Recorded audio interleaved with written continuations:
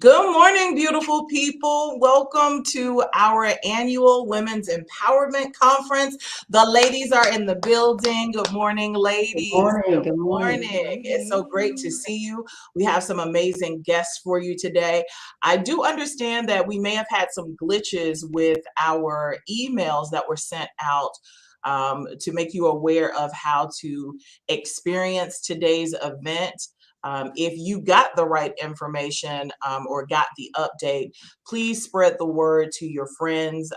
This event is going to be available also at a later date. But I think it's time that we get started.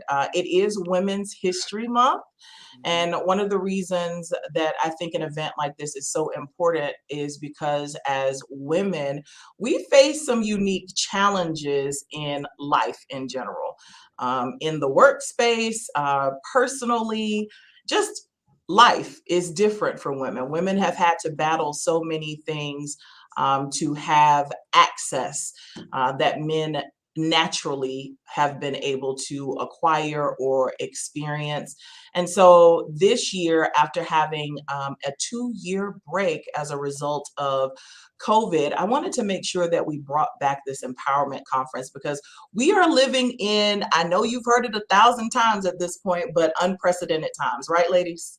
Absolutely. It's different. It's different around here, but at a tremendous rate, women are doing some exceptional things from the standpoint of businesses, creating businesses. That alone is happening at an amazing rate for women, particularly Black women, but even education, in the realm of education, women are more educated than men in the United States right now. So we're doing some amazing things, and today we're going to have some great conversations with our speakers. I'm going to drop off a couple of ladies and then bring them back in because we're going to begin the conversation with Eunice Elliott. Hey, girl, hey. Hey, girl, hey. Thanks You for see having how I me. brought that in? You did. You're doing it. I love it.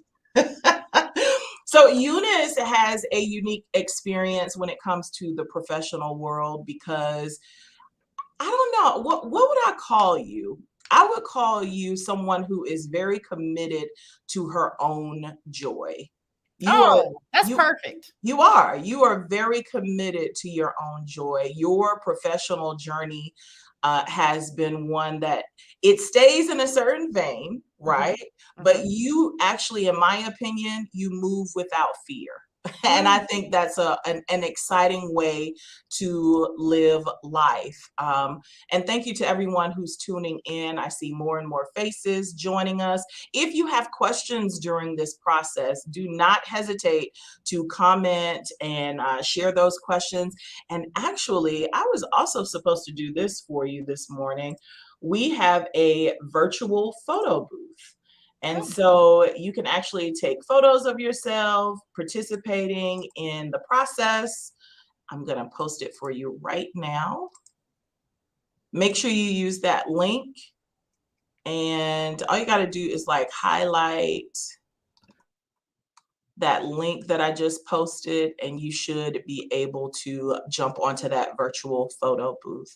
So when I say you are able to stay committed to your own joy, to me, that's a version of living life without ceilings, because they often talk about that ceiling that women have to fight through to get to their success. So how do you stay committed to being that person, to living authentically as Eunice Elliott? You know what's interesting? I've never really heard it put that way from someone outside of my own head. I am hyper committed to my own joy. You know, so many times women and men have been socialized to see women as vessels or servants. So you're a great mom, you're a great wife, you're a great daughter, you're a great sister, you're a great teacher. They usually talk to you about how you serve someone else other than yourself. And because I'm not a mother or a wife, people are socialized and programmed to think that I have failed in some way because I'm committed to serving myself. And now I serve my community as well. But because I'm not attached to something for my title or definition, that's for some reason groundbreaking for women still today. And so I believe that when society first started figuring out how to make this particular country, and obviously it was a patriarchal setup, women needed men to move through life. We couldn't get educations. We couldn't purchase property. We couldn't have a bank account. We couldn't vote. And I think that was by design, because then we needed men to move through life successfully. And I think the more rights women gained, the less we felt like we needed to be attached to a person in order to move through life. Now, I think we are created to have peaceful companionship, and I'm all for that. But as far as being dedicated and committed to my own joy, 100% every day of the week, because anything that challenges it can be a job, it can be a person, it can be a friendship, it can be anything. I must eliminate it from my space, because all I have is my space and I protect it wholeheartedly. Yeah, that's a beautiful thing. It's a powerful position to have.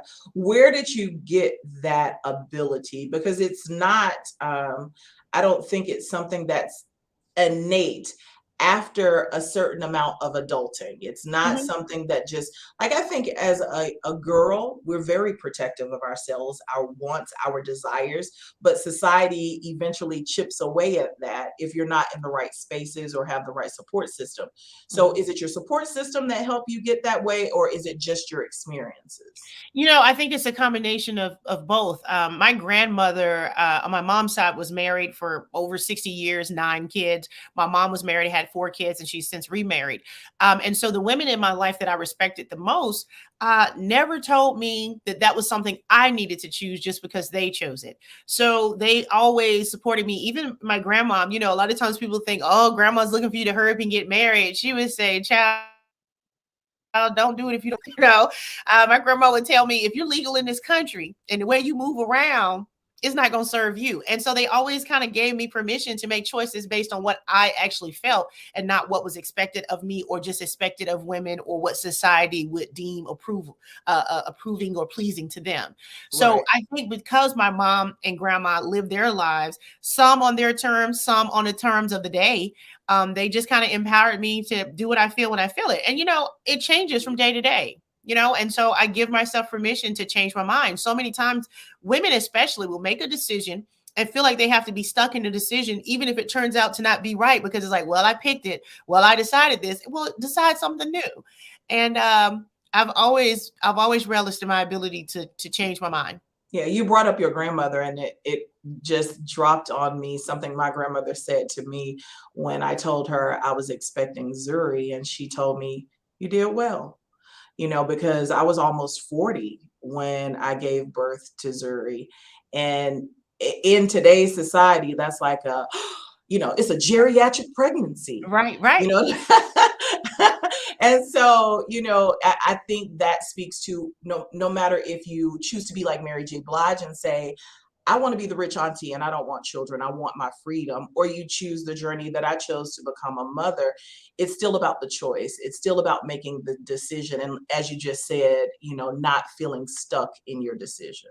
And it's also about trusting yourself for your own personal journey. You and I have known each other for forever. Yeah. And in that time, you've always wanted to be a mom, and I've never wanted to be a mom. And then at this point, and we always have these talks about it. It's always right.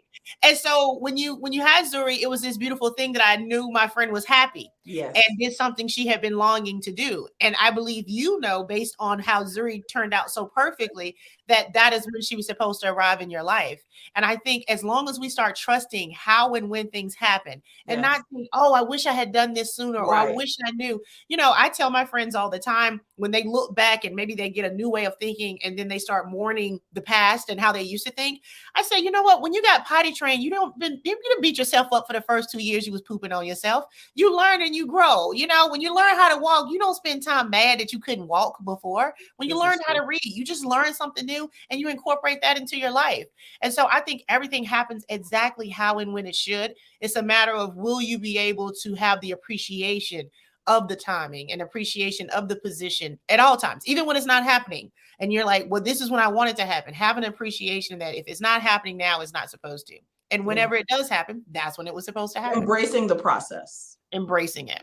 And it cuts down on anxiety and stress, because it ain't got nothing to do with you like that. Not like that. Just be ready and prepared and available.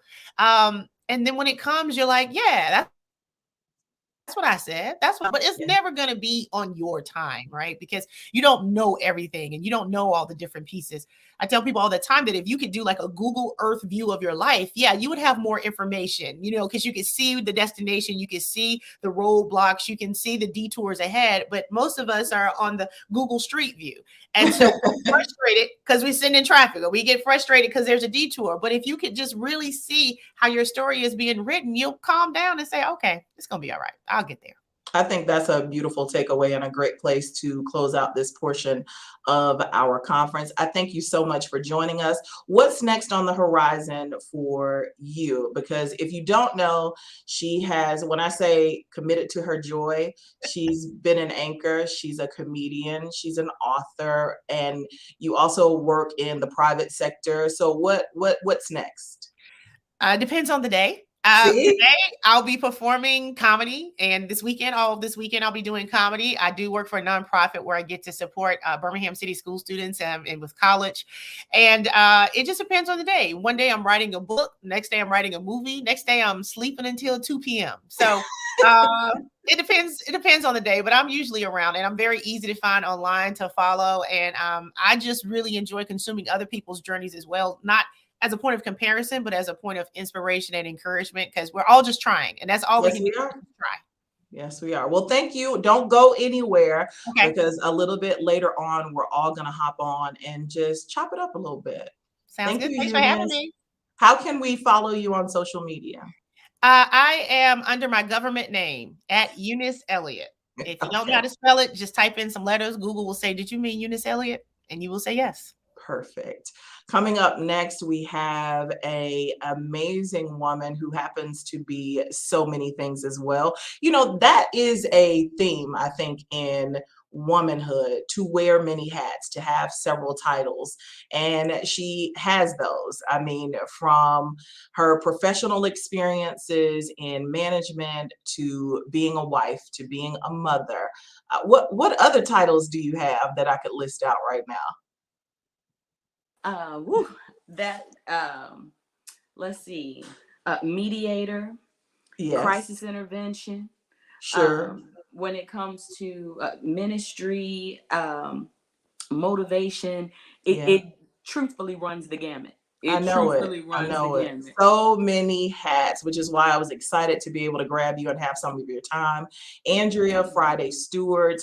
I actually ended up for this year's conference being able to really curate and say who fits the season right now. And it's people that are in my sphere, people that I've experienced in life. And Andrea and I are fortunate to actually do life together as friends, similar to what Eunice was just expressing as well. So today, I know when I originally requested you to participate, the Most High laid some things on your heart pretty quickly to share with the ladies. I don't know about anyone else, but encouragement for me is crucial and something that I need on a regular basis.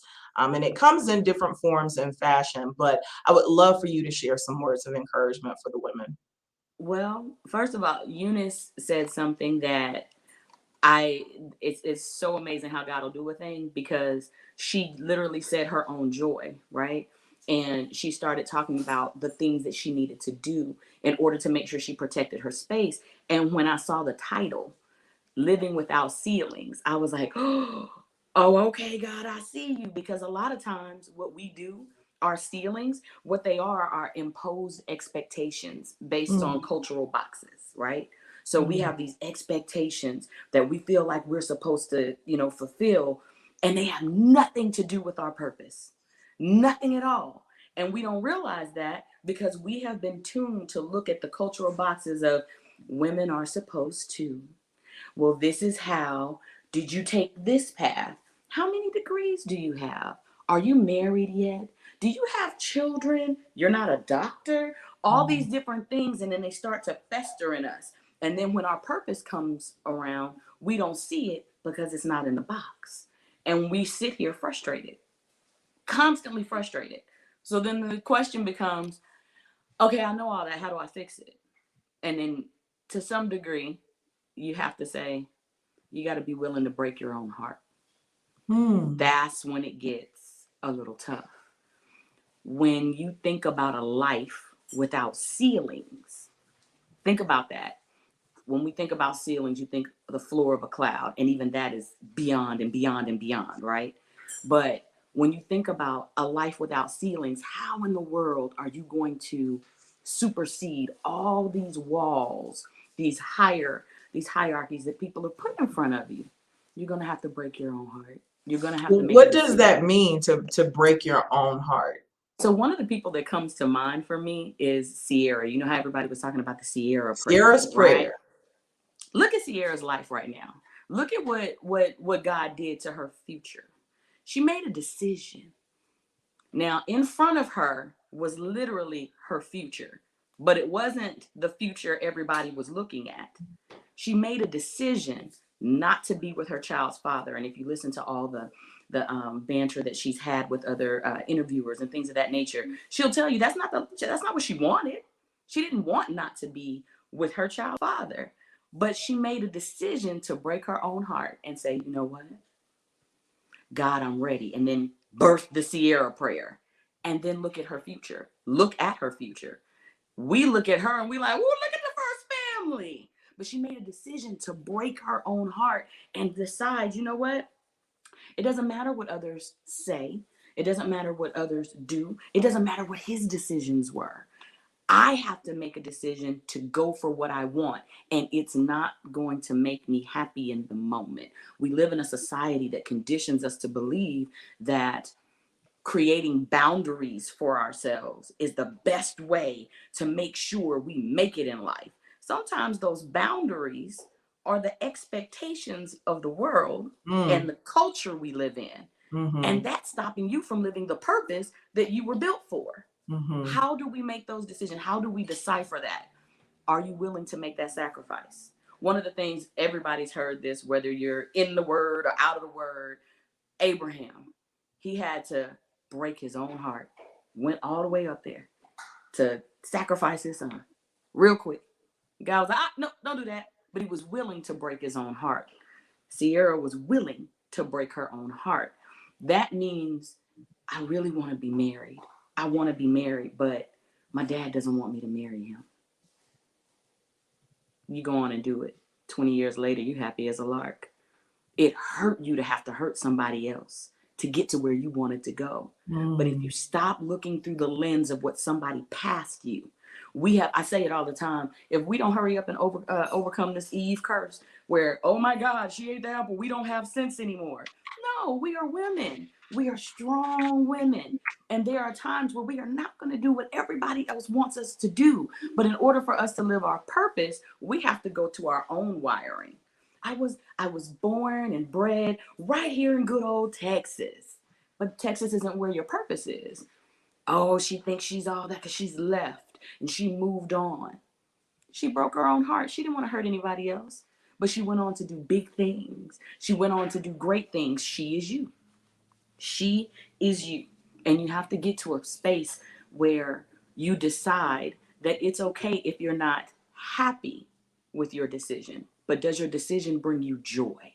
Yeah, because happiness is a decision. Happiness is a decision. Joy is more of that internal space, that forever dwelling experience. So yeah, I definitely concur with what you're sharing right now. And it seems like we're creating a thread of consciousness right now this morning about ownership. Really stepping into a place of owning your life, owning your journey, staying true to your journey, your steps, not praying Sierra's prayer, but praying Tasha's prayer about whatever Tasha is dealing with. That's it. You have to there's this thing where, like, you know how we talk about, breaking the glass ceiling, right? And I've always had an issue with that, because the first thing that always gets laid on my heart is, well, if I'm so focused on the ceiling, how many open doors am I missing?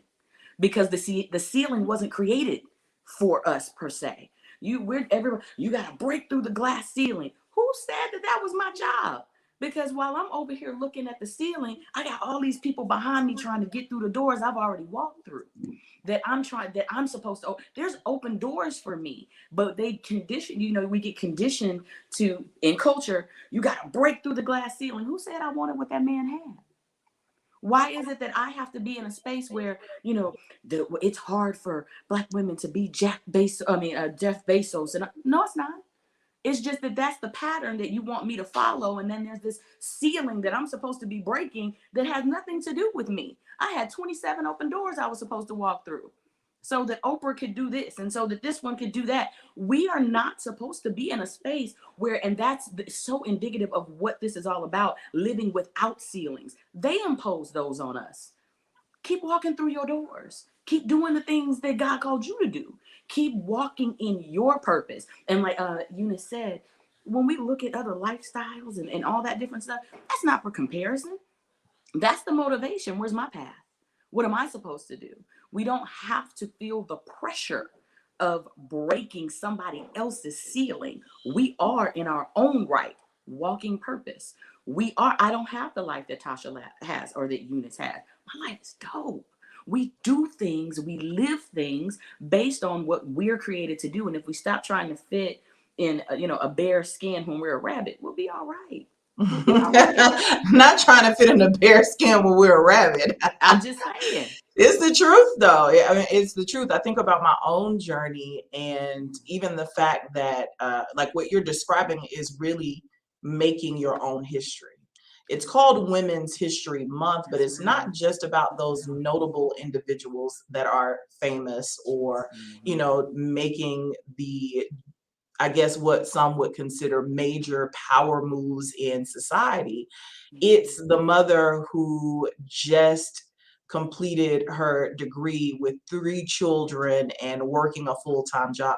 That's historic because now she is the first one in her family to earn a college degree. For me personally, it's the fact that I am the first woman to sit in the seat as program director for Hot 1077. That's my history. That's my journey, my story. That is part of the narrative that will be traveling down my lineage that my daughter will be able to pass on to her daughter. And that type of encouragement, I think, that type of encouragement is what breeds more amazing women who are not focused on looking up at a ceiling, but are looking up at the Most High. Because you got to look beyond that's it. The limitations. That's it. But you just said it. Think about walking that Tasha walk and how limitations weren't limitations. They were preparations for you to sit in that seat, for you to open doors. And I'm talking about years ago, because one of the things about living without ceilings that you are such a great example of is the truth is just the truth. When it comes down to making a decision for yourself, it cannot be wrapped up in an expectation. It can't be wrapped up in you, because what you're doing isn't for you. It really it's for isn't. Everybody else. You are the first PD, the first female PD to sit in that seat. Now, what if you would have gone on just based your own thinking? Just your own thinking for yourself. Just me, just me, just me. I'm not worried about anything else. Just would have said no. There would have been so many other things, but now that you have, and that's one of the things about breaking ceilings we've got to see. It's not always about us. That's how breaking your own heart fixes those things, because it means you can't be selfish, because your purpose isn't for you. Purpose is not about you. Purpose is about making sure that you are in the space to do what God called you to do for everybody else. And if you would not have done those things, if you would not have been forward thinking, would you have the beauty of Azuri? Would you have the beauty of being the first? Because being the first is hard. Everybody wants, they were the first ones to do. Do you know what the first had to walk through? Because the first was not the most, 9 times out of 10, if you listen to people that were the first to do something, they were testing grounds. Yeah. They talked about them. And it's, I tell the story all the time. A long time ago, I had me and my girlfriends back in college, good old Miles. We used to go and we would get our nails done. And I used to get teased because I got designs on my nails, and they were specific kinds of designs that don't have certain colors. Fast forward 20 years later, and That's like $1 That's a billion standard. industry. But when you're the first, you're made fun of. When you're the first, but you got to be willing to break your own heart and be authentic. That's what breaking your own heart is. It's getting past your selfishness and being authentic, so that we have Tasha's and Eunice's and our keynote, who is going to be dope. When we have those people that are willing to stick to the authenticity of who they are and not live by the ceilings of culture, bias, all these different things that have been imposed on us, then we get to walk that future and live a life where we're not bound by the expectation of somebody else. Awesome. Awesome. Thank you for sharing. We have a comment in here of someone from Tina. Tina said, "Good morning, sisters. Thanks for the invite. My name is Tina. Tell it. God bless the era in his way. Thank you, God." That part. Yeah. That part right there. Come on, Well, Tina. thank you, Andrea. I'm going to take you back to the green room as I get ready to introduce. Thank you so much. How can we follow you? I know you have a Facebook page dedicated to women. Yes, because of the beauty of a circle and boundaries, and not having boundaries. I have Where Wisdom Abides. And you can reach me there on Facebook. All you got to do is let me know that you want to be a part, and you can come on in. Where Wisdom Abides is for women, for us to do exactly what we're doing right here, to have conversations, to talk about things, to make sure that we don't impose our own ceilings. So Indeed. meet me at Where Wisdom Abides. All you got to do is click it. I'll make sure you're in there. Thank you so much. Stick around. We're going to continue our conversation. Good morning, Contressa. I'm glad that you decided to tap in and comment. I don't know if y'all have noticed, but I am taking notes because I'm a nerd like that. If you ever spend any time, with me, you're gonna see pen and paper at some point. So I'm definitely jotting down notes. I hope you are too. I hope you're receiving some great encouragement and nuggets right now. Don't forget to highlight, copy, and paste that link that's on the screen. It will give you the opportunity to actually participate in our virtual photo booth. Yeah, shouts out to Shots on 3. All you have to do is highlight that link that's in the chat section, and you can take a photo. And I would love for you to tag the station at Hot 1077 on all our platforms. That's Instagram, Facebook, YouTube, Twitter, everywhere. All of those places, tag us and let me know that you were able to participate in today's conference. And I want your feedback as well. Let us know if you're enjoying the conversation. Chat with us, ask questions. You are more than welcome to do so. Our keynote speaker is someone who has made power moves. I'm not even going to go through Giselle's resume because we ain't got time. Listen, Giselle, I don't have time. I can't read all of this to the people right now, but what I can say is that she is a powerful woman making moves in a realm that typically is pretty heavily male dominated. It is a male driven sector, similar to what I do on a daily basis. Nothing but dudes, nothing but dudes. The comic world has always been reserved for the guys. Mm-hmm. And Giselle is the CFO of Black Sands Entertainment. They recently garnered an amazing deal with Kevin Hart when they appeared on Shark Tank. I just want to say thank you for choosing to join us today. I really appreciate it. And I know you have so much to share with everyone who is tuned in right now. So I'm listening. I'm all ears, and so are they. If there's anything else that you want to share that I left out in terms of the fact that you're a Birmingham native, we can put that out there. You know what I'm saying? Yes. You're a wife, you're a mother, but you're so many things, so many hats, so many titles. Go ahead, share with us. Yes. So as Tasha stated, I am the CFO of Black Sands Entertainment, and I was recently featured on Shark Tank. But before I get into Shark Tank, let me tell you my backstory, my life history of everything that's been going on. So in the beginning, I went to from Birmingham, Alabama, born and raised, and I went to college, Faulkner University, got a master's and a bachelor's. So I said, okay, my mom was telling me, oh, you need this, degree to make it in life. So I said, okay. So I end up earning my master's at 25 years old. Wow. Yes, 25 years old. But the thing was, nobody would hire me. Everybody kept saying, you're too young, you don't have experience. So I'm like, okay, I'm stuck. I have all these degrees. I'm stuck. Where do I go now? So it was a little confusion for me.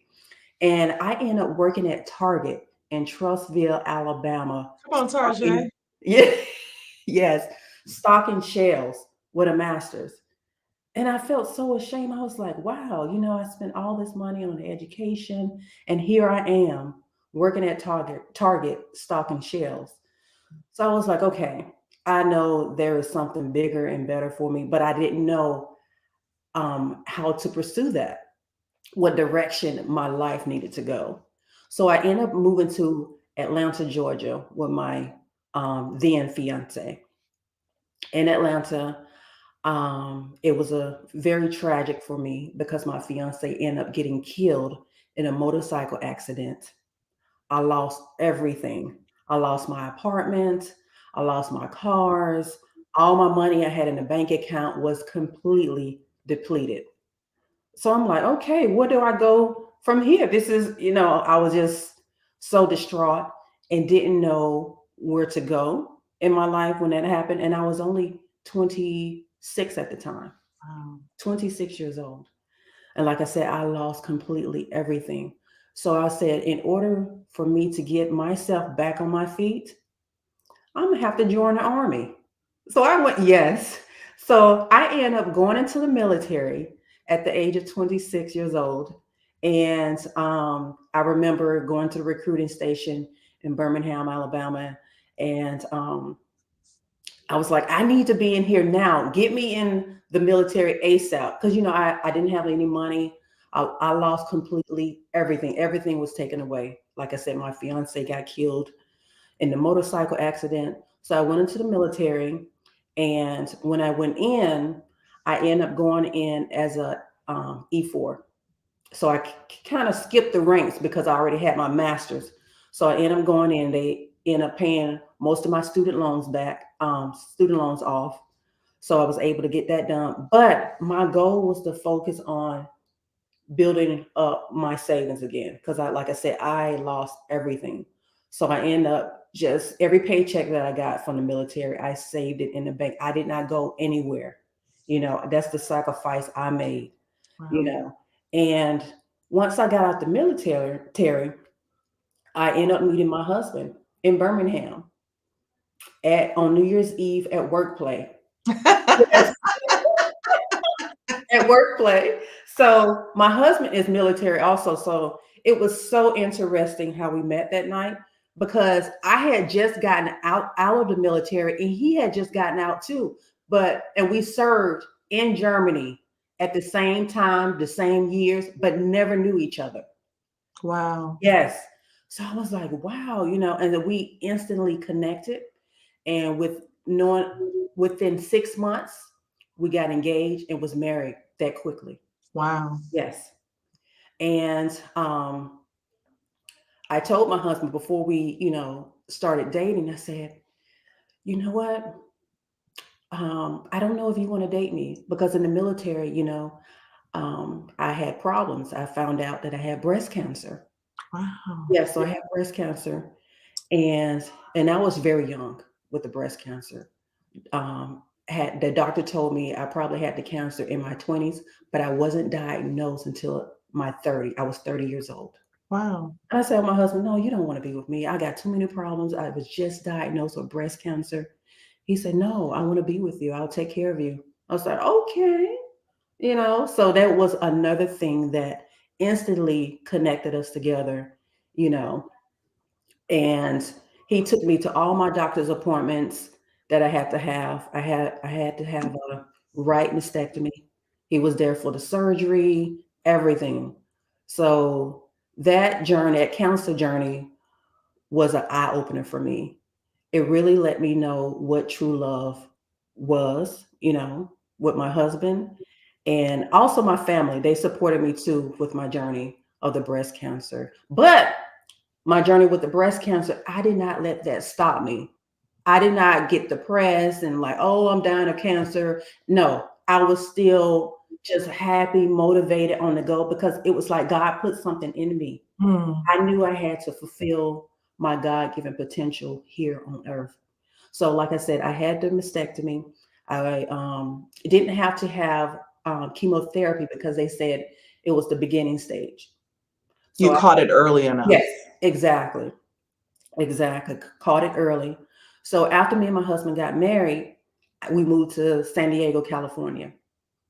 And so I went to fashion design school in California. Okay, see, this is why I told y'all. Yes. Well, This is why I said I cannot give you Giselle's resume because my good sis has done it all, okay? And still is doing more. Okay, continue.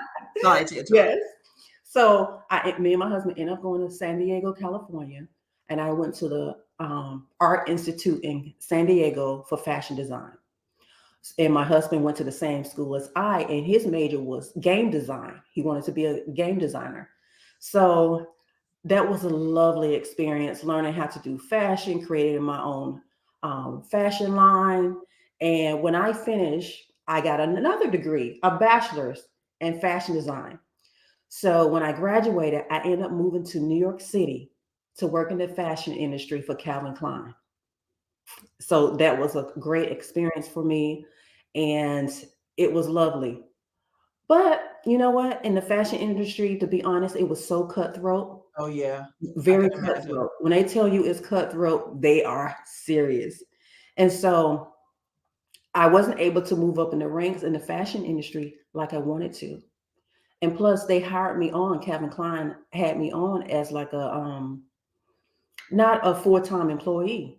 And I talked to some other employees at Calvin Klein. They said, yeah, it took me 5 years to get my first promotion. Living in New York City. Yes, New York City. Yes. Expensive. Expensive. We was living in Jamaica, Queens then. Yeah. And I'm like, wow, I can't do this 5 years and I'm gonna get my first promotion. I said, no, I love my fashion. You know, working in Calvin Klein, it was lovely, met some beautiful people. And it was a little intimidating for me because at Calvin Klein, it was me and one more other Black person that worked in that office. I was working in the intimate apparel. And I'm like, wow, you know, there's really nobody like me, only one other person. So me and my husband decided that we wanted to start a family. So I end up getting pregnant. I end up leaving Calvin Klein, end up getting pregnant, became a stay-at-home mom. I have a daughter and a son right now that's 6 and 8 years old. They are amazing. And so when we moved to New York, my husband, he couldn't really find work either, you know, something that was stable for him. So he said, you know what? I'm gonna make a video game called Black Sands. I said, what? Okay, let's do it. So Okay, wait though. Okay.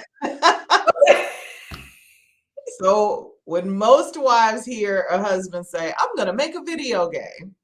You know what? I always put my faith in my husband. I'm like, okay, let's do it. Let's do it. Let's see where this can take us.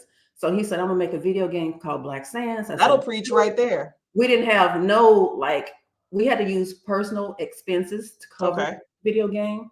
And it was so expensive that we had to scratch it. We were spending so much personal money. So we decided to leave New York City because it was so expensive. And I wanted to reunite back in Birmingham, Alabama with my family. So I ended up moving back to Birmingham. So I got a chance to reunite with my aunts, my cousins, my dad, my mom. It was a great thing because I had been gone for some years. Right. Yes. So we ended up moving back to Birmingham, Alabama in 2017. And he was like, you know what? Let me change Black Sands convert it over into a comic book. And I said, you know what? That's a great idea. Ding, ding, ding.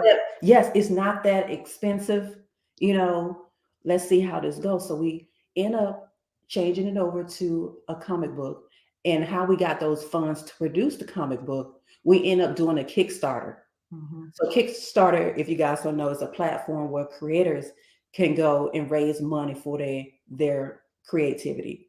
So we end up our goal was $4,000, but we end up raising $20,000. So Wow. we took that $20,000 and ended up making comic book 1, 2, and 3 of Black Sands.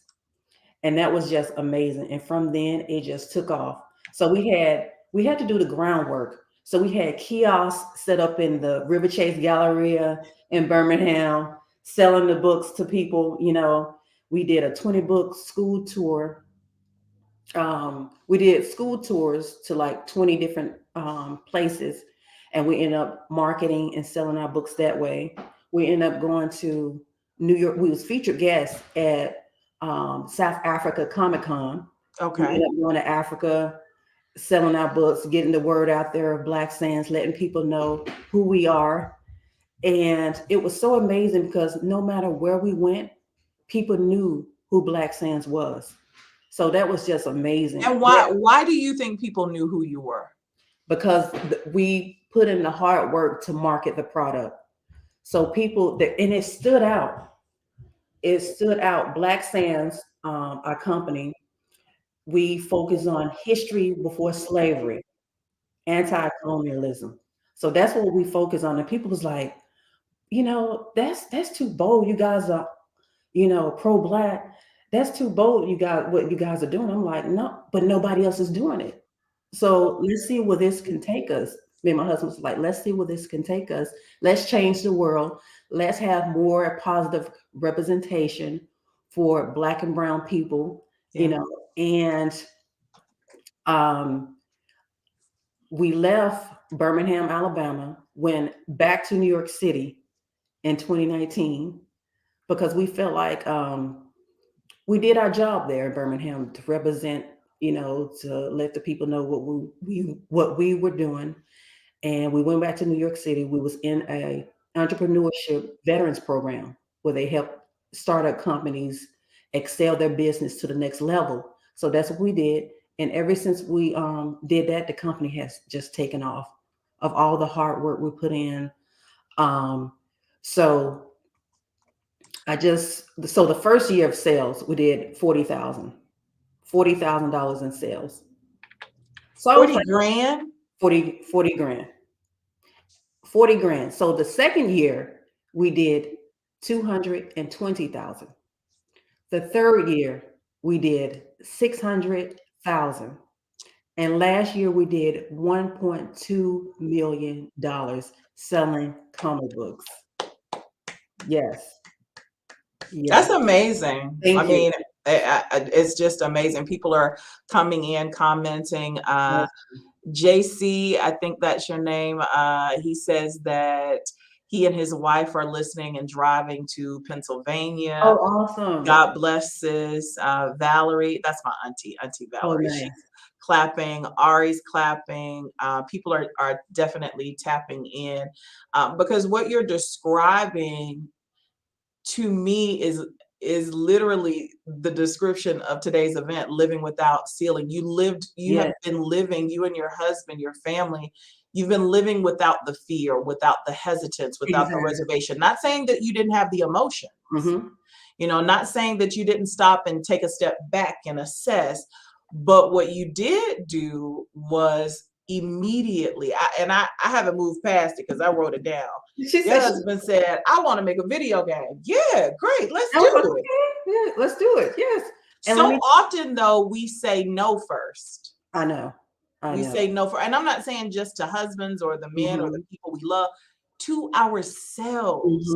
We say no first to ourselves. And I am guilty of it. However, I would even say that in my current position, one of the most exciting things about the journey is the fact that I said yes without hesitation. Yes. And I think that's where the growth is. The fact that so many times in what you're describing to us, you said yes first. Yes. Yeah. And I tell people, they was like, but how did you grow so quickly? Because when we first got into the comic industry, we had mentors who we looked up to and we surpassed them so quickly. And people was like, you guys been around for 5 years. How did you grow so quickly? I said, You got to put this first. Where mine You gotta at? put God I'm first. jealous. Let me. I got one on here too. I'm telling you. I got one here too.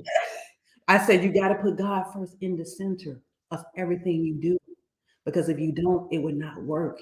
You need God to direct your path. You need Him to just to keep you loyal to what you're doing, so to keep you having integrity, so you won't lie and cheat and steal.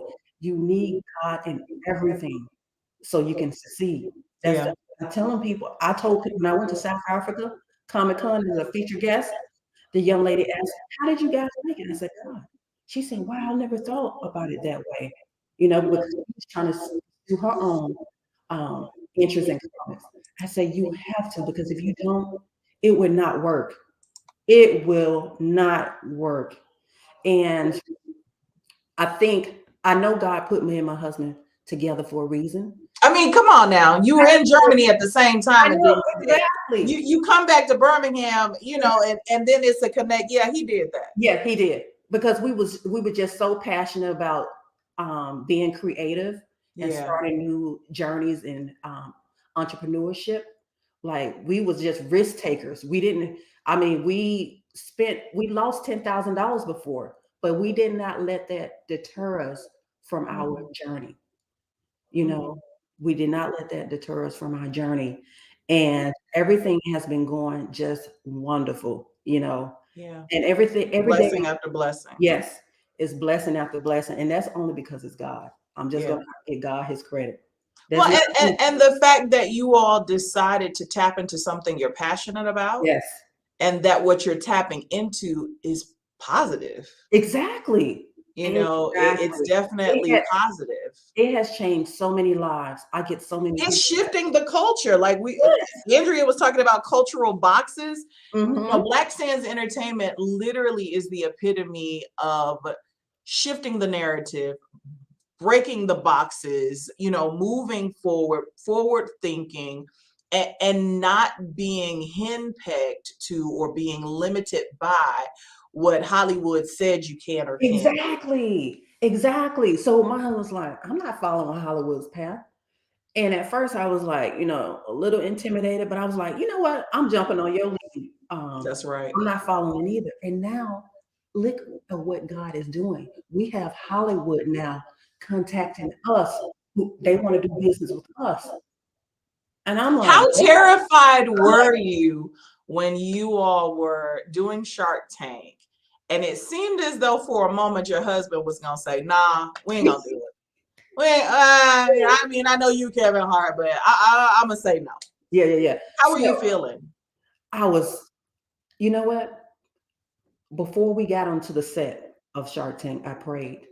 And so once I got onto the stage, I was so calm, and I knew my husband would make the right decision. I always have faith in him, because I know God is leading him on this journey to make the correct decisions. Like, everything my husband tells me, he's always correct. And I said, okay, if he's always 100% correct, I know that's God leading him.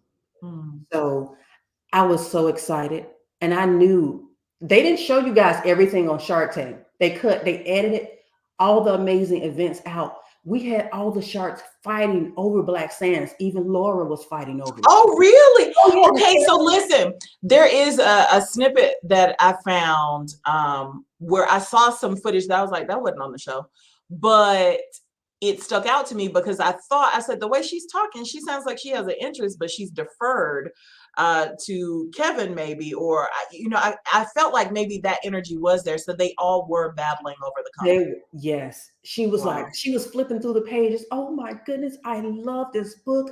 I'm just looking through all the pages. I love the female representation. This is great. And Kevin said, "No, Lori, this is mine."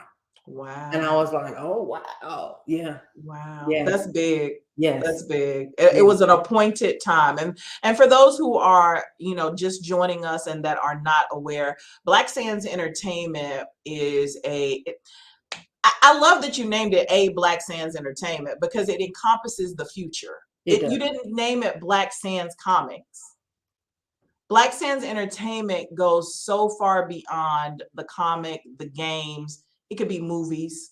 it's the books, you know what I'm saying? It Mhm. goes to so many spaces. It So does. let me just let everyone know that step one will be to follow them on social media. Black Sands Entertainment. Step two, get your hands on some of the products. Yes. That's also something that you definitely want to do, especially if you have young people in your space who are learning to read, who are excited about reading in this season, who are in need of more edification, because society has much progress as we have made. Society still tries to create a narrative or maintain a narrative about who we are as people. And I love that Black Sands is continuing to make sure that that narrative is eradicated and the truth is told through a creative medium. So what's next? Now that you have the deal with Kevin Hart, what's next? So we are almost finalizing the deal. So the deal is almost done. So Kevin called us personally. He said, "We Wow. want," yes, he did. He said, "I want you guys to come to LA and check out my studio and meet my production team." And I'm like, "Wow, this is amazing." Yes, it's real. It's very, very real. He's very excited. He said the same enthusiasm that you saw on the show. He said, "I still have that same enthusiasm today." Yeah. And I was like, "Wow, thank you so much." Thank That's you. exciting. It I'm is. so proud of you all. I'm going to pull Andrea back into the conversation in a moment. One of the reasons that I'm especially proud of Giselle is because we had a pocket of time together when we were teenagers. Yes. And it's so crazy how, and do you mind if I mention? Oh, please do. Okay. Please do. So and it actually is making me emotional. Oh, I know, right? Oh. That's crazy. Okay. Let me get it together. Mhm. Oh my gosh. You're gonna make me cry too. Yeah.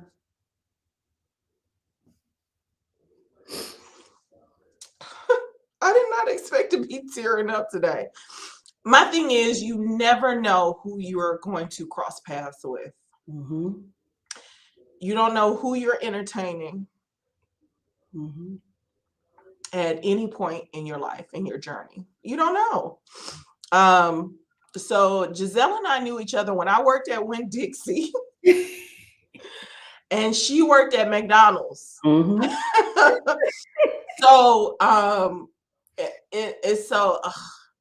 what I thought about last night as I was falling asleep was from McDonald's to millions. Mm-hmm. Yes. That's you. Yes, that's me. Mm-hmm. And it makes me so proud to know that someone from Birmingham can fight for her dreams, fight Yes. for what she wants, move through life, and just continue to be great. You were great at McDonald's. Oh, thank you. You know what I'm saying? Like, you were great there. Yeah. But God had greater. Yes. God had more. Yes. I was great at Winn-Dixie, Mm-hmm. because I've always been taught when you are working, you work unto Him, right? Right. So Yeah. whether I'm at Winn-Dixie, and this is a running joke in my crew, I tell people all the time, while I know you hear me on the mic and you enjoy my personality and all of that, I'm going to work. I'm a worker bee, right? I believe in work, whether it's working for myself, working for my family, working for the community. I'm going to work. It fulfills me. But even if I weren't on this mic with 100,000 watts to support me, if I was at Wally World working, everybody going to be on my line. Mm-hmm. You know why? Because Exactly. I'm dope, because I'm me. Yes. Mm-hmm. You know, the same thing with you. You were at McDonald's, but you were thinking beyond Yes. McDonald's. Yes. You were at Target, but you were Yes. thinking beyond Target. I was at Hardee's, but I was thinking beyond Hardee's. You know what I'm saying? So let me bring Andy in so I can stop. I need to get off the camera for a second. Who told me to get teary and emotional? But no, I am so proud of you. I'm so proud of your husband. I'm so proud of the story. And what I hope everyone that is listening will take away and walk away with is where you are now is not where you're going to be later. Exactly. Mm-hmm. That's it. You know, That's right. God is a God who, and I hope you believe, God is a God where your ladder will be greater, Will where be greater. everything that we are Mhm. going through, He is shaping us for That's His right. purpose. And His purposes fall into that Jeremiah 29:11 space. Mm-hmm. Got Yes. some amazing That's plans it. for us, whether we understand the plans or not. Because again, I say, even in my position right now, I would have said no if it were up to me. Exactly. That's when Giselle was talking. This song is in my head, and it's James Hall, God Wants a Yes. Mm. That's everything Giselle was saying. It's God wants a yes. Yes. And it's funny. She pulled up her Bible. Y'all, I had say to. something. Okay. Got to have it in your life here. It's one of those things. When I say spot on, she said, even I yield to my husband because he yields to the head. Mm-hmm. All these different, it comes from the top down. Her life was a yes. Yes. God wants, seek ye first the kingdom, and all these things shall be added. Look at all the stuff that's been added to y'all. Yes. We got comedians, PDs. You get, look at the life that you live, as simple as a yes. But Yes. if you start following you got to break that ceiling. That's not a yes. Yeah. Mm-hmm. That's not a necessary yes. Go through your doors. Say yes. That's right. That doesn't mean that you have to block this or that. Just say yes. Exactly. Eunice say yes. Eunice be like, yeah, okay, great, I'll do it. I'll say yes at least once. I have just enjoyed and Giselle so much. And Giselle, in every point of your journey, I always tell people that so many times people think it's about the destination, but the journey is the prize. And so all the different moves, challenges, and what someone else might deem as a failure this is part of the journey. This is part of the treasure. And so many people think that you're just going to go through life scot-free and then get to the prize when life is the prize. And you might get to a place where you open that treasure chest, it's empty. You're supposed to be putting them jewels in there. It's just a place for you to rest. That's not where you're going to find it. The jewels are all along the way. And I'm super proud and excited. And the other thing I want to say, as a single woman, and hearing your journey with your husband, is a lot of times when men are looking for women to follow them, they are not being led. And so I appreciate that your husband is a man that is being led and that you trust him wholly and completely. And that is how it should be. And I also love that y'all are both dreamers. And it's important to connect with someone that does not ask you or require you to lower your vibration. Vibrating high together. I love it. That's right. I'm inspired. It's such a beautiful thing. I used to say when Barack Obama was president, and everybody was ooh and on over Barack Obama, I said, y'all, Michelle was the first one he ran this by. So if she had said, you need to go sit down somewhere, we would be talking about him. So I appreciate y'all having each other to keep pushing each other and bringing Black Sands Entertainment to us. And congratulations. Thank you so much. That is so beautiful. That right there, that's so beautiful. To be even this, when I woke up this morning, my whole setup was done because my husband put it together. Those kinds of things, that kind of, and to see it play out for you all this way, Giselle, that's so huge because we don't get to see a lot of the togetherness in Black things. Eunice just said Barack Obama and Michelle Obama. We don't get to see that. In this society, we're so conditioned to the team of me, not realizing that the team of me is a team. There is a team, and to be able to see you all do that thing together and head it together and influence even my son. Aiden had a conversation in the 8th grade and asked his teacher, why do they not talk about the kings and queens? Why is it always slavery? And in the 8th grade, these kids want it, and you and your husband facilitated that. That's huge. It's definitely a big deal. And I just want to say thank you to all of y'all. While I'm over here being a crybaby, I had to get on camera for a second. But no, like seriously, you all make me proud. I get a little something from a lot of something from each of you and your journeys that are not only encouraging for me, because, you know, I think a lot of times people look at women like Eunice, or they may look at me, and I pick us too primarily because we have very loud professions, very in-your-face professions, and they think that somehow we have arrived. I got so much more to do. I have so much more that I desire, you know, to do. And if if that isn't a testament to the living, stop focusing on the ceiling and focus on the living. You know, that's a crucial step in the process. Giselle, is there a nugget that you would like to share with everyone that's tuned in as I continue to scroll through the comments? I don't know if y'all been looking at reading the comments, but the ladies and gents are chiming in. Pastor Paul and Joanne Agar. So Pastor Paul, that's my pastor. Is it? Hey, he Pastor. really encouraged me, you know, to do great things, always praying for me and my husband. So he's amazing. That's awesome. Keisha is here. Keisha, that's my cousin, Melinda. Hey, we appreciate you all for tuning in, but is there a nugget that you would share in terms of something that you've learned on your journey? So I would say, don't be afraid to live out your dream, you know, your God-given potential. Let God lead the way for you. If you do have setbacks, keep going. Keep going. Like I said, we lost $10,000 before, but I did not let that deter me, and I didn't stop. I kept going, you know, and always surround yourself around like-minded people. Yes, you have to surround yourself around like-minded people who's going the same journey you're going or want to do the same things you want to do, because you guys can both encourage each other and just help each other along the way. And what else? Also in business, a lot of people don't talk about this that much. You know, I'm the CFO. Know your numbers. If you're running a business, know your numbers, because only, I think they said at least 90% of small businesses don't survive within the first 5 years. And that's because they don't know the numbers. They don't create a business plan, you know, and that's very important to have. You know, you have to know your numbers. You have to know who your target audience is, your customers. Is very, very, very important. Yeah, that's awesome. Some people be like, great tip. Oh, go ahead. Some people be like, oh, I want to create a fashion line, and they just do it. But you created a fashion line, but you didn't do a business plan.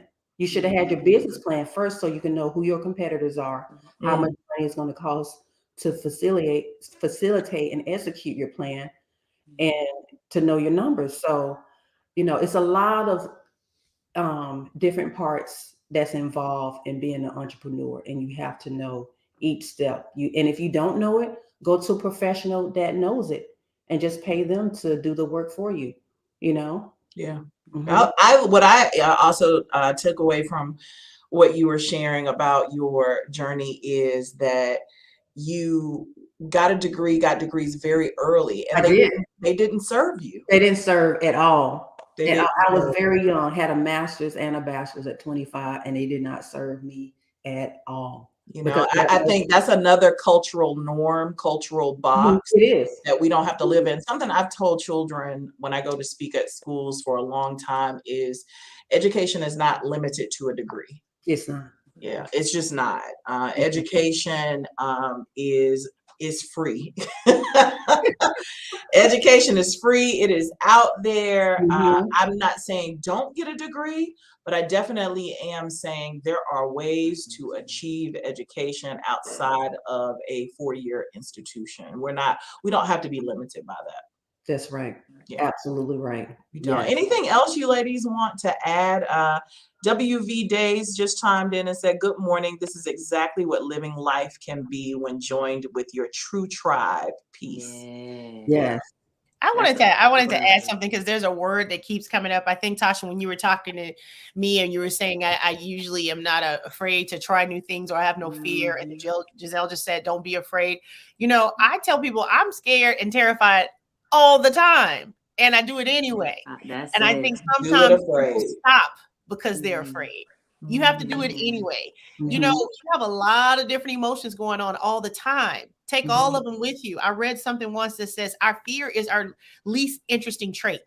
Everybody's afraid of something. So if you're in a room talking to people, you're going to say, oh yeah, I wanted to do that, but I was afraid. That's not even an interesting conversation. But you tell me about that thing you did scared to death. That's the story I want to hear. So do it afraid. I'm afraid all the time. And then once it's over, I say, who told me to do that? Yes. You know, sometimes we said that. Yeah, you just jump and pray that the wings grow on the way down, you know, instead of looking up at everybody else flying. And the other thing I wanted to say is, Tasha, with you being the first woman PD there, Giselle and her husband, everything, you know, if you're doing it right, it doesn't look like something you've seen before. If you're doing it right, because this is your first trip, you're the only one. So people get stuck in comparison. People get stuck in, I want it to look like that. But if you're doing it right, we ain't seen it yet. Andrea and I talk about that all the time, particularly with her children. Like she was the first one in our crew to have children. She and our other girlfriend, LaShonda, and the way they rear their children, people mimic. But she often feels like an anomaly, like, oh, I don't know why I did that. Yep. I just feel like it's the right thing to do, and they're gonna have to. And I'm like, yeah, that part, and I'm gonna do it with Zuri too. But that's right. Every great idea. That's the true nature of what Giselle was talking about, the tribe and the village. Like it's very thick and it's very protected, but it has to be. If we don't have even it goes right back to the narrative of the yes.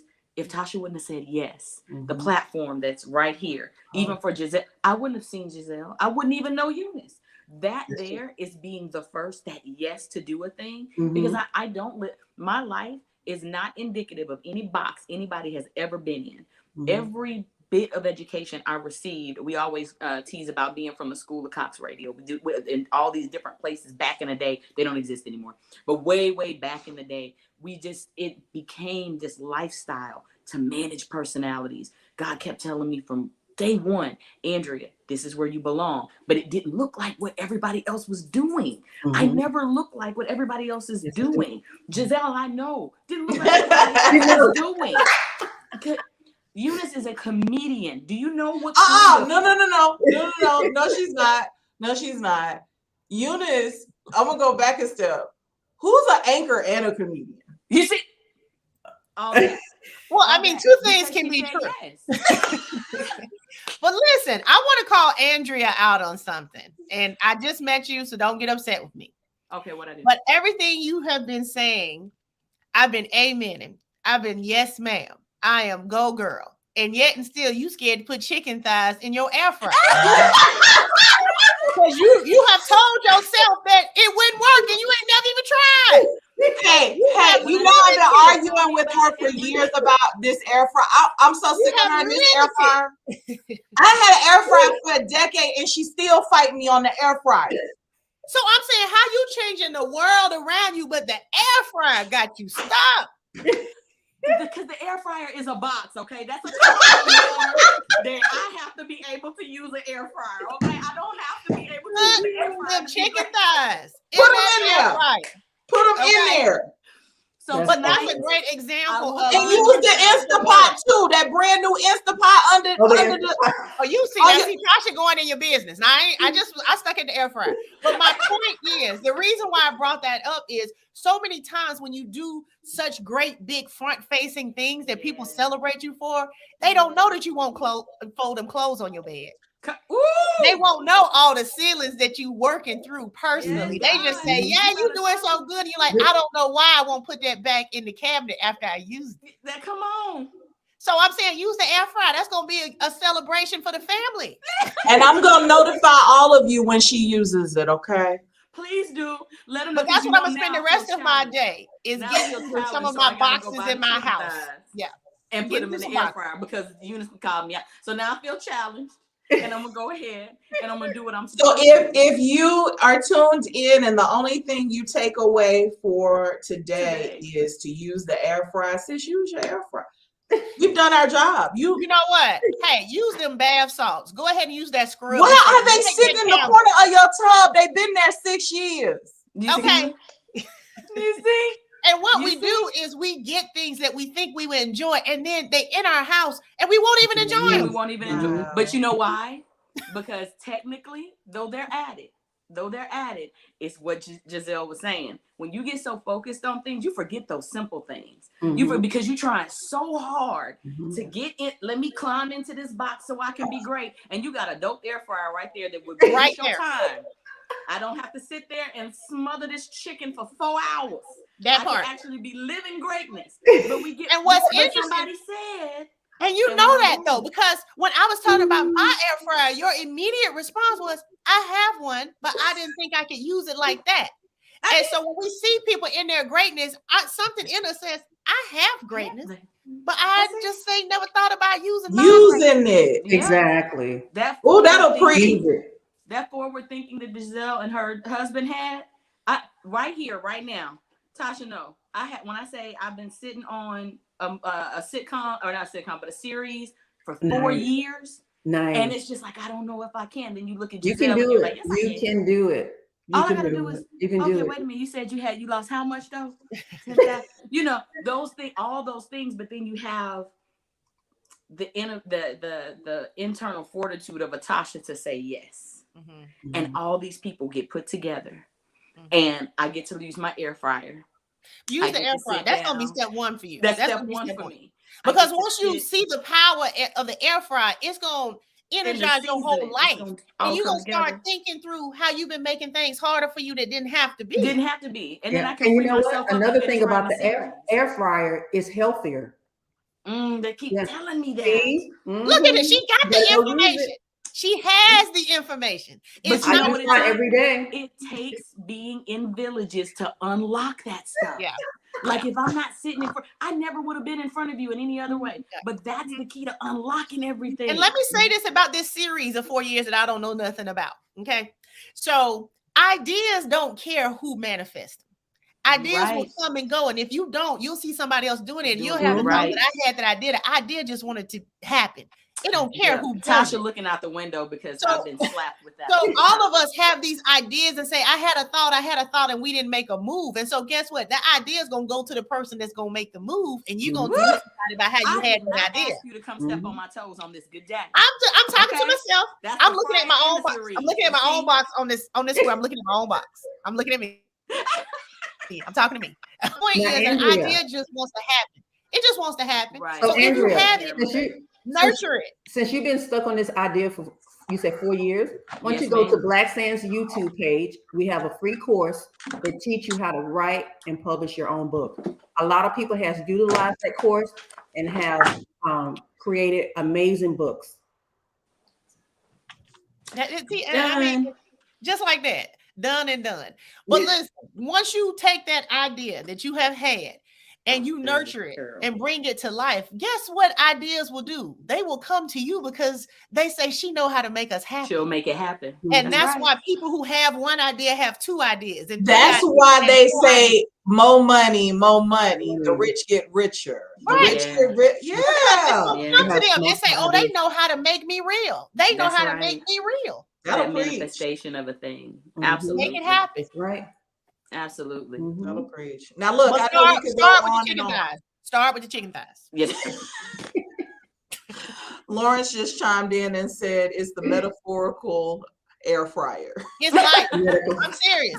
The air fryer is life because we heard about it. We've only heard people say good things about it. We have it.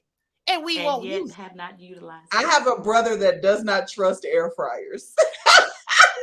Too good to be true. Something got to be wrong. Speak of, and I feel as though that's what stopped me. But I'm going. But we got to. We've got to trust ourselves. We've got to trust our process. Yes. We've got to go through our steps. That's one thing LaShonda is always talking about. She's actually in here in the conversation. You got to go through your feelings. Stop avoiding them. You got to go through your steps. You may as well stop avoiding them. You got to live your life. Stop avoiding it. Live, ladies and gentlemen. Yes. Live. And while you're living your dreams in color, be respectful of the fact that you can't tell people your dreams because they can't see it in color. Yeah, that's right. When you do it, just live it. They say, "Oh, I didn't know you was what." It wasn't for you to know. Exactly. Right. And I compare myself to Beyonce every other day. By the time Beyonce puts out a project and we going ooh and ah, she already working on the next one. Oh, for sure. You know, so that's the thing is when you put it to the world to be consumed, people who are goal oriented we don't sit there. We go on to the next thing we got, you know, because ideas know we respect them and they know we're going to nurture them and bring them to the world. So I feel like, and all of us have it. And that's the thing. It's not that we have it here in this platform and someone watching doesn't, or it's a matter of, I think of Giselle's story. How many people had a tragedy happen at a young age? And that's the story they kept telling. And that's where they stop. They stop growing. Exactly. That's so at true. the trauma. You got to get beyond the trauma. And it doesn't make it any less traumatizing. It doesn't dishonor the moment. But it's like so many people stuck in the trauma, and then that's the story they tell again and again and again. But tell me the trauma and then tell me what happened after that. And then what happened. Exactly. Yeah, because that's a rehearsal. When you start telling yourself about that thing that stifled you, you're rehearsing it. And what do you rehearse for? When you rehearse, you're rehearsing for the big picture. That's the only picture? That's what you're rehearsing? That's what you want to repeat? Don't repeat the things that you don't want to repeat. If that's all you're telling yourself, then that's all that's going to happen. That's what you're going to put out there. Not necessarily because you don't want it. Tasha and I had a conversation the other day about your head. I told my leg to move, but it's not moving. It's because the only thing you've rehearsed is the non-movement. You haven't rehearsed anything else. All you're rehearsing is your current and your past. That's the pillar. We call it the pillar of salt conversation in the village. And that's the pillar of salt. Because you keep turning backwards and rehearsing those things that do not serve you. That's they right. do not serve you. The great philosopher Andre 3000 says spaceships don't come equipped with rearview mirrors. You see, when you go into space, you ain't looking back at the Earth. You don't. You're in the atmosphere. It's not ripped. That's it. What were you about to say, Giselle? I was just, Andrea, she just said what I was about to say, that you can't live in the past. You literally can't. You can't live in the past of what happened, even though it was tragic. You have to move forward and live for now. Yeah. You have to.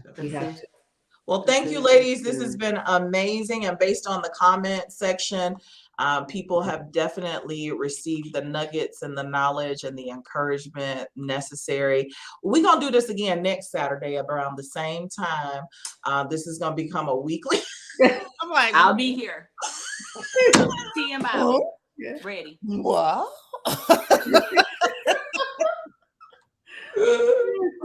We'll be here every Saturday at 10 a.m. Because of how I feel about you is why I would get up on a Saturday and put eyebrows on. So be clear. You're not going to have it next Saturday. that was called Eunice, effort. You have to say yes. You see, I said yes. And then like I told you, I can do a new thing and then say no. I like that. This is a great way to close it. LaShonda said, y'all blew the ceiling off today. Round of applause, ladies. Thank you, everyone, for joining us. I don't know really how to use this platform, so I'm gonna just hit end broadcast and it's probably gonna be over. God bless you. I prayed for you this morning. I continue to pray that your day is blessed, your week is blessed, your journey is blessed. Trust yourselves. Amen.